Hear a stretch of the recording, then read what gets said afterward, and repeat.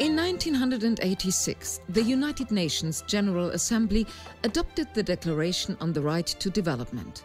On 24 February 2011, the Friedrich-Ebert-Stiftung and the Office of the UN-Hochkommissarin for Human Rights organized a public panel discussion in Berlin. High-ranking experts were attending the event to commemorate the 25th anniversary of the human rights. The evening offered an opportunity to take stock and look ahead at the same time. What achievements have been made and what are the future challenges? How can the right to development be implemented? Vor 25 Jahren verabschiedete die UN-Generalversammlung. 25 years ago, the UN General Assembly adopted the Declaration on the Right to Development, and a few years later, in 1993, this right was confirmed by all the UN member states. We take this opportunity to now have this panel discussion and want to focus on further questions about human rights and development in our current world. In der Welt fortschreitender Globalisierung vorangebracht werden können. The discussions in the Geneva Human Rights Council show this debate is still a very topical one, because it is important that the right to development is discussed in one of the leading industrial countries such as Germany, so that we can find out what we see here and also analyze the situation in other countries. No, we are starting the event by hearing from a speaker who's been fighting for the right to development and for the development of the right to development in our own country and on the international scene. Madam Pillay has been the High Commissioner for Human Rights since 2008. Ich erteile Ihnen das Wort.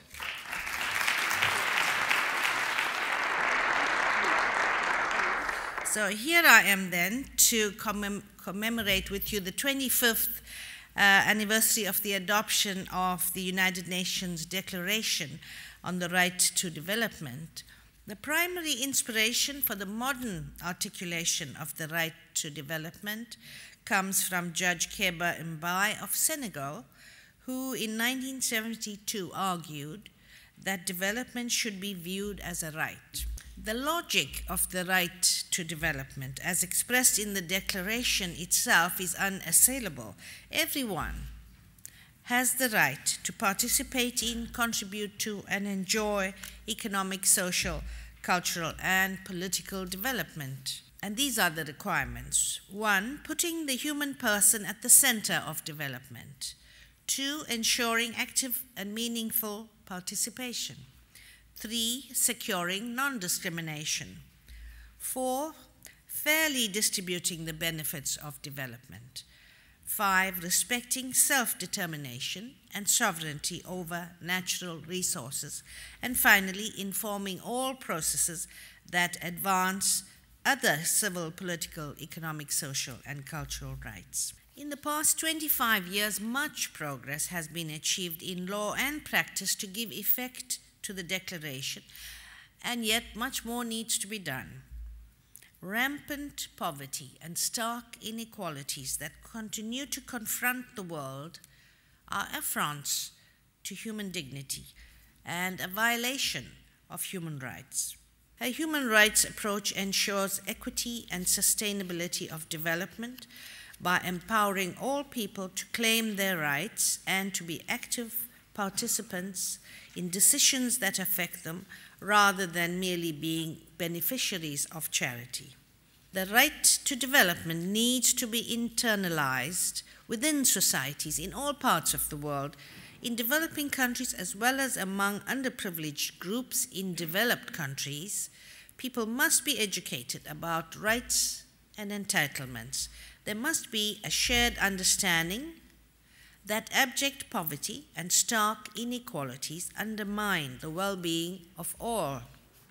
In short, the right to development must be brought much closer to the hearts and minds of people to produce real change in attitudes and actions. Before I arrived this morning at Berlin, I held meetings with the President and commissioners and ambassadors of the EU, and I felt how topical this is because of the vast investments in North Africa, where people are out on the streets claiming their right to development, claiming their human rights. And here we have countries with huge development aid and huge investments who thought they can do it by ignoring the human rights situation. I found all my meetings with the EU, including with the President, extremely interesting because they were now talking the human rights language. And I'm going to be watching them very closely to see that they make the change. Thank you. The speech of the High Commissioner for Human Rights was followed by a panel discussion. Herr Salama, Frau Pillay sagte uns gerade die Ereignisse in Mr. Salama, Mrs. Pillay told us that the events in Northern Africa show us the disregard of human rights in this region, and people are just asking for these rights right now by walking out in the streets. And a skeptic would say, what else could they do? Because their right used to be too vague and the right is not applicable enough, so that the only thing that they can do is go out in the streets. I think the most difficult question I was asked once when I was a chair is that what would the right to development mean to a taxi driver in Egypt? And it took me a long time to think about this, but part of the answers were given by adding an expert component to the discussion. In a nutshell, I would say it can range in people's mind from an empty shell to, I like your expression, the right to everything. The reality, I think, is somewhere in between very concretely. And if you want me to give very quick examples to what it could mean, I would tell you, for example, that usually other rights address the relationship between a government or a state and its citizens. There is a diagonal missing dimension, i.e. the policies of state A on the people of state B. Let me take a familiar example from Europe. If Europe decides to subsidize its farmers because of competitiveness, which is absolutely legitimate from a trade point of view, what impact would this have on farmers in Africa? What can we do to avoid the right to development being this vague concept that says anything relating to greater global justice is the right to development? Well, one way we can do it is, as Ibrahim Salama pointed out, is to work with those people responsible for development. The weakness from the beginning is that it's a claim on greater global justice. The strength, as it's evolved, is to focus on those specific projects, programs, activities that deal with development assistance, trade, debt relief, climate change, and all the rest. We can't discuss this in purely abstract terms, because right now, what we are seeing in Arab countries is people who go out on the streets fighting for their human rights and for their right to development. I think it makes very clear that the two things go together. Without human rights, development will remain not complete. And in order to be really effective in any development, we need human rights as well. And I think, at a day like today, we have to say we stand at the side of those who are fighting for their emancipation. My message in concretizing aid as part of Global Partnership for Development is to say aid is both global and local.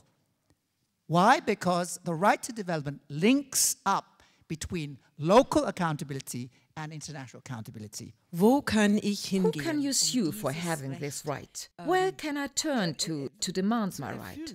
What is the answer? So here's an example in which a regional institution, which has a treaty obligation on the right to development, has recognized the right of an indigenous people to benefit from the right to development. The Endoroi people, who had been evicted from their lands to create a game reserve, had for 40 years been denied anything approaching the definition of the right to development, and found Kenya in violation of its treaty obligations under Article 22 of the African Charter on Human and People's Rights, and called upon the government of Kenya to restore the land rights to this indigenous population, to provide them with compensation. It is the first concrete case of a decision based upon a legally binding treaty relating to the right to development.